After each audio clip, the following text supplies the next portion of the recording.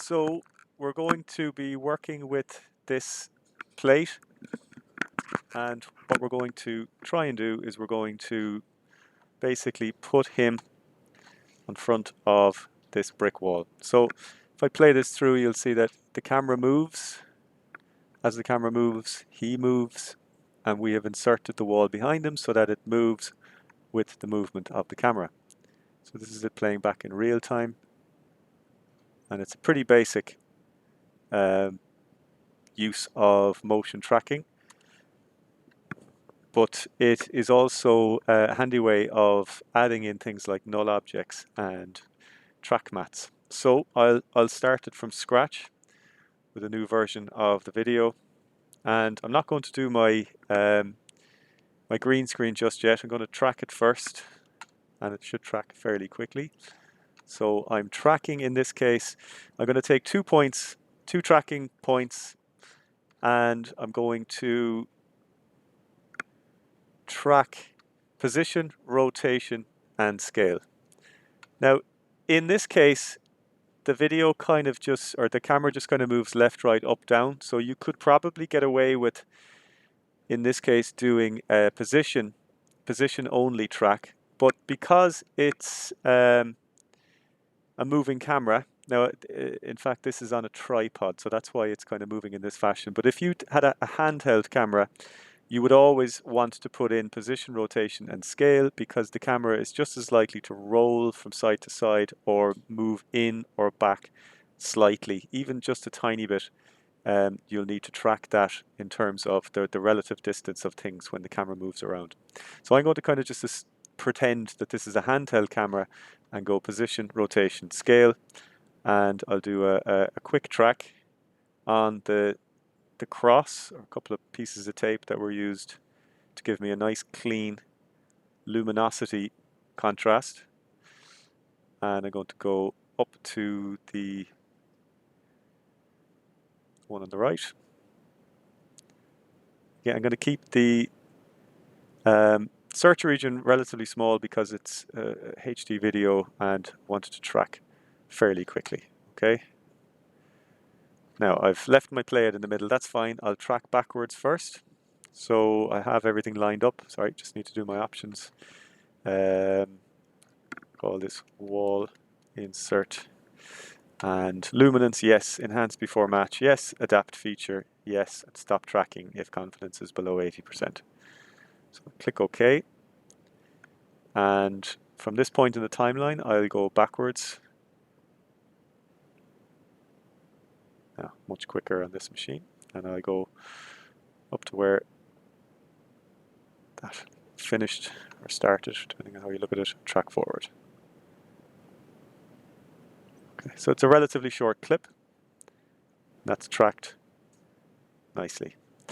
Now, what I'm going to do at this point is I'm going to track in a null object as the target of my track, and I'll create the null object first and then go up to edit target on my tracking that I'm doing.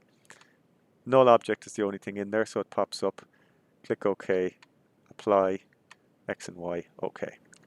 So this pops me back out into my composition window, and now you can see that I have a null object up there on point 1, which is where it generally is positioned, and it will move, rotate, and scale based on the data fed back from the 2 trackers.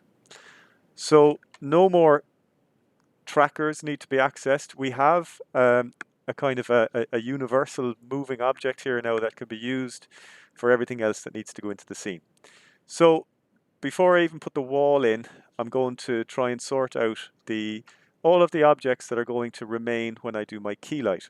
So I could do my key light now, but I can see much more easily now with the screen still there that I need to get rid of this.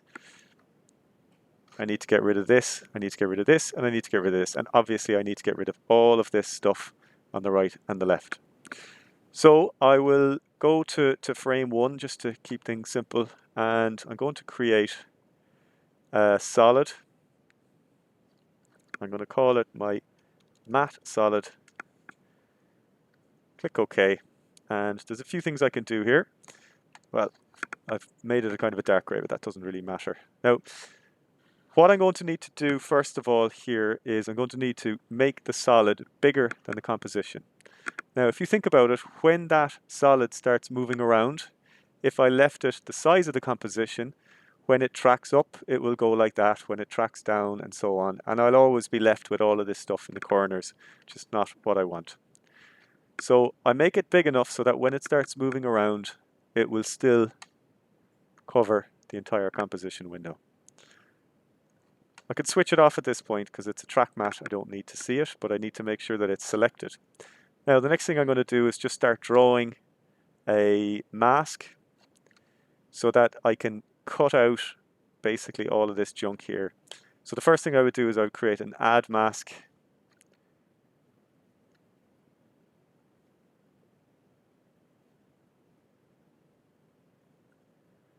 So that it only shows what's in here. Now, you can do this a number of ways. I'm just doing this in a particular way just to illustrate a few things. Next thing I'm going to need to do is draw masks around these guys.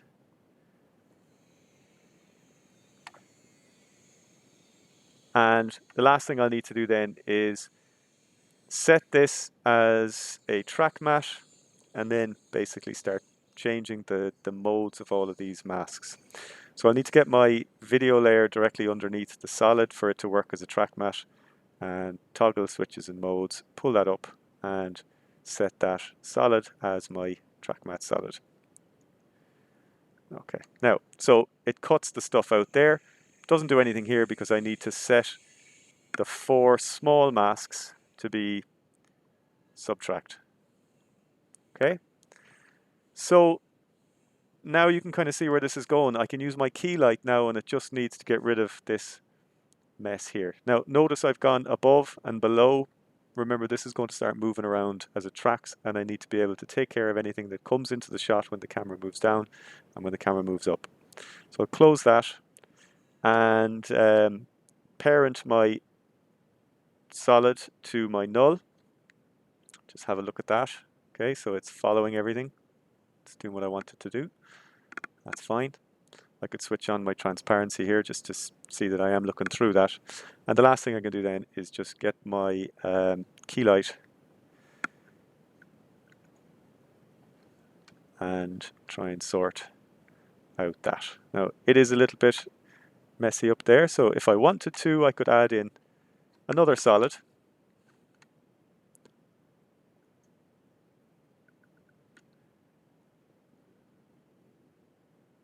Set that also to subtract, and that will take care of that.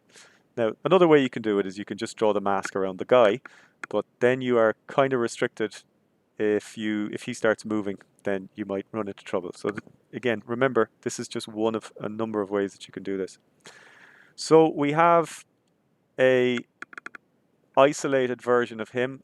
We have used our tracking data as a way of moving our masks around, so we don't need to do any rotoscoping, manual rotoscoping here. We're letting the Trackmatte or the tracking data do the work for us. Now, last thing we'll do here is pull in the wall. Now, you can get your own walls if you want. I've got this in a hurry. And I just want to get that big enough again so when it starts moving, it will not move the edges into frame. And since the null object is doing all the work, I just need to track that in. And there you have it. Okay, so I've now used the null object. Whoops, okay. we got a bit of an issue there, so we just need to move that in there. Maybe scale it up. So remember that wall was quite small when I brought it in. Okay, so that's a wall insertion and a Trackmatte animated with motion tracking data.